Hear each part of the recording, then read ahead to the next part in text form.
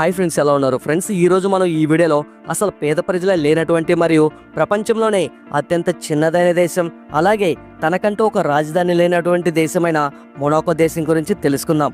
ఈ దేశాన్ని అధికారికంగా ప్రిన్సిపాలిటీ ఆఫ్ మొనాకో అని పిలుస్తారు. మొనాకో సార్వభౌమాధికారం కలిగిన నగర రాజ్య దేశం. దీనికి వెస్టర్న్ యూరోప్లో మైక్రో స్టేట్ అనే ప్రత్యేకత ఉంది.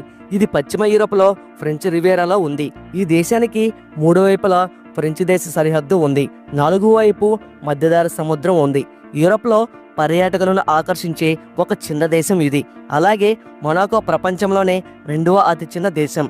ప్రపంచంలో అధిక జనసాంద్రత కలిగిన దేశాల్లో ఈ దేశం కూడా ఒకటి. ఫ్రాన్స్, ఇటలీల మధ్య మొనాకో విస్తీర్ణం 2.08 చదరపు కిలోమీటర్లు ఉంటుంది. అంతేకాకుండా ప్రపంచంలో ఎంతో కాలం జీవించేది కూడా ఈ మొనాకో దేశస్థలే.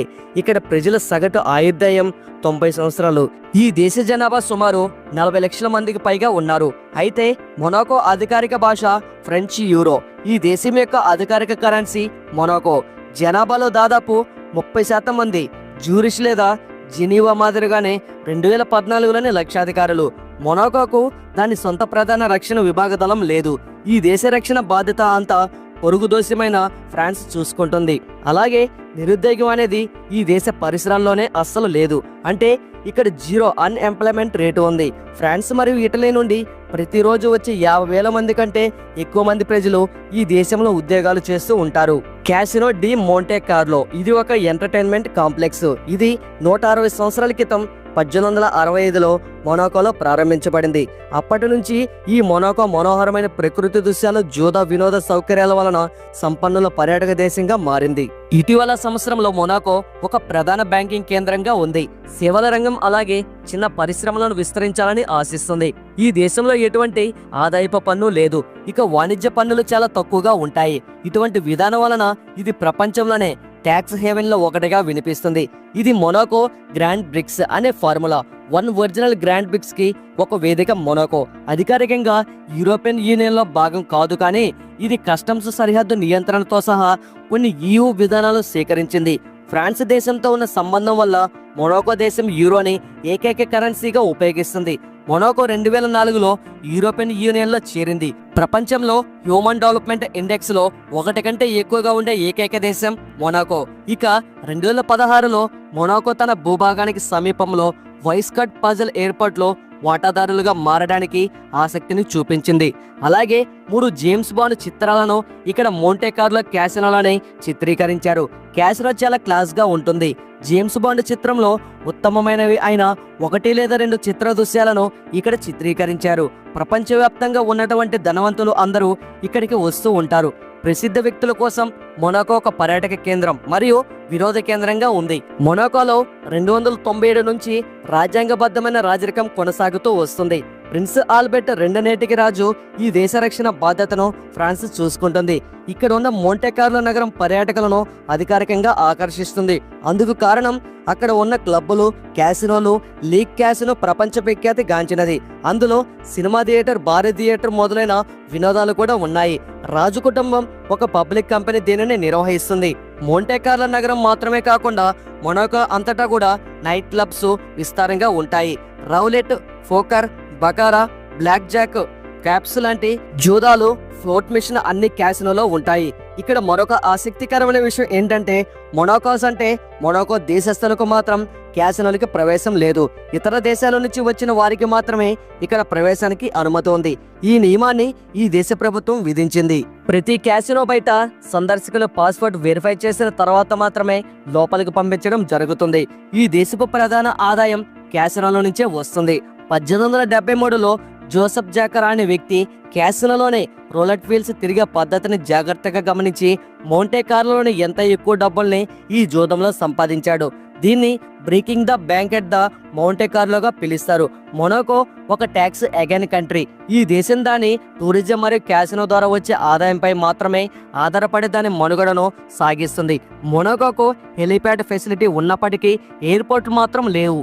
మొనాకో దేశం విమానాశ్రయాలను కలిగిన పెద్ద దేశంగా కాదని చెప్పవచ్చు.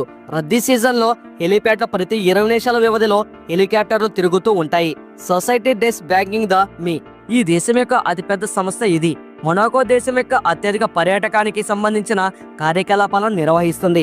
ఈ చిన్న దేశం యొక్క ఆర్థిక వ్యవస్థను రేడియో, టెలివిజన్ మరియు స్టాంపులు అలాగే పొగాకు ఇంకా క్యాసుల నుంచి వచ్చిన ఆదాయం ద్వారా మద్దతు లభిస్తుంది. బ్యాంకింగ్ మరియు ఆర్థిక కార్యకలాపాలు కూడా ఈ దేశ వ్యవస్థకు తోడ్పడతాయి. మొనాకోలో ఒక వీధి అంతా కూడా అత్యంత ఖరీదైన స్ట్రీట్లలో ఒకటిగా ఉంది. అవెన్యూ ప్రిన్సెస్ గ్రేస్ ప్రపంచంలోనే అత్యంత ఖరీదైన వీధిగా చెప్తారు. ఇక్కడ సగటు ధర చదరపు అడుగుకు $17,750 ఉంటుంది. ఈ దేశంలో ఉన్న ఏకైక సహజ వనరు చేపలు.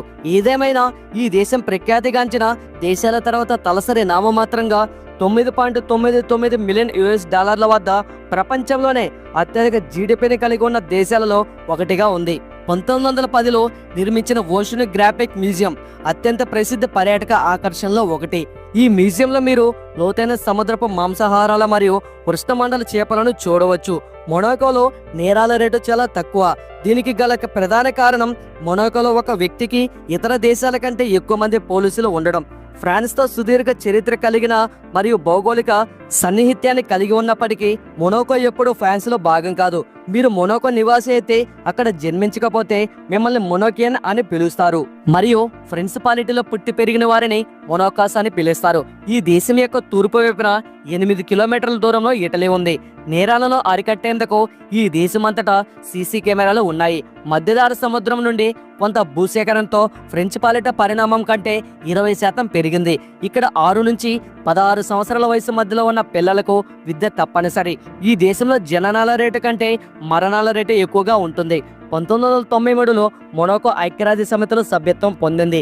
ప్రతి సంవత్సరం ఈ దేశాన్ని సందర్శించడానికి 1.5 మిలియన్ల కంటే ఎక్కువ మంది పర్యాటకులు ఇక్కడికి వస్తూ ఉంటారు. మొనాకో ఒక నగర రాష్ట్రం. దీనికి ప్రత్యేక రాజధాని లేదు. బ్లూబెర్రీ చాక్లెట్స్ ఫ్యాక్టరీ మరియు పిండి మిల్లు 20వ శతాబ్దపు ప్రారంభంలో మొనాకోలో అభివృద్ధి చెందిన మొదటి పరిశ్రమలు. మొనాకో జెండా ఇండోనేషియా మాదిరిగానే ఉంటుంది. జెండా పరిణామం మాత్రమే తేడా ఉంటుంది. ఇండోనేషియా జెండా మొనాకో దేశం యొక్క జెండా కంటే కొంచెం వెడల్పుగా ఉంటుంది. మొనాకోలో అన్ఎంప్లాయ్మెంట్ రేటు 0గా ఉంది. ఈ దేశంలో పేద ప్రజలు కూడా ఉండరు. మొనాకో ప్రపంచంలోనే అత్యధిక దాదాపు 90 సంవత్సరాల ఆయుర్దాయం కలిగి ఉంది. అంటే ఇక్కడ ప్రజలు ఎక్కువ కాలం దాదాపు 90 సంవత్సరాలు బతికే అవకాశం ఉన్నటువంటి దేశంగా గుర్తింపు పొందింది. అలాగే ప్రపంచంలో తక్కువ ఆయుర్దాయం కలిగి ఉన్న దేశం చాడ్. ఈ చాడ్ దేశంలో ఆయుర్దాయం 53 సంవత్సరాలుగా ఉంది. మొనాకో స్థానికులను మొనాకాస్ అని పిలుస్తారు. ఇలా చాలా చిన్న పరిమాణం ఉన్నప్పటికీ ఈ దేశం మరియు ఈ దేశీ జనాభా మెజారిటీ నిలయంగా ఉందని గమనించడం ఆసక్తికర విషయం. ఇక్కడ స్థానికులు మెజారిటీలు కూడా ఉన్నారు. మొనాకోలో అత్యధిక జనాభా ఫ్రెంచ్ తర్వాత ఇటాలియన్ మరియు బ్రిటిష్ వారు ఉన్నారు. మొనాకో ఒక జాతీయ ఫుట్బాల్ జట్టు. మొనాకో జాతీయ రగ్బీ యూనియన్ జట్టు ప్రపంచంలోనే 2వ అతి చిన్న దేశానికి చెందిన క్రీడా జట్టు. చూశారు కదా, ఇది మొనాకో దేశం యొక్క ఆసక్తికరమైన విషయాలు. సో ఇది ఫ్రెండ్స్ ఇవాల్టి వీడియో. చూశారు కదా, ఈ వీడియో మీద మీ అభిప్రాయం అనేది ఖచ్చితంగా మాకు కామెంట్ రూపంలో తెలియజేయండి. ఈ వీడియో మీకు నచ్చినట్లయితే లైక్ చేయండి, షేర్ చేయండి, అలాగే కామెంట్ కూడా చేయండి. మన ఛానల్ను ఫస్ట్ టైం చూస్తున్నట్లయితే ఈ ఛానల్కు ఇప్పుడే సబ్స్క్రైబ్ చేసుకొని పక్కనే ఉన్నటువంటి బెల్ ఐకాన్ క్లిక్ చేసి యాక్టివేట్ చేసుకోండి. Thanks for watching. నెక్స్ట్ వీడియోలో మళ్ళీ కలుసుకుందాం. జై హింద్.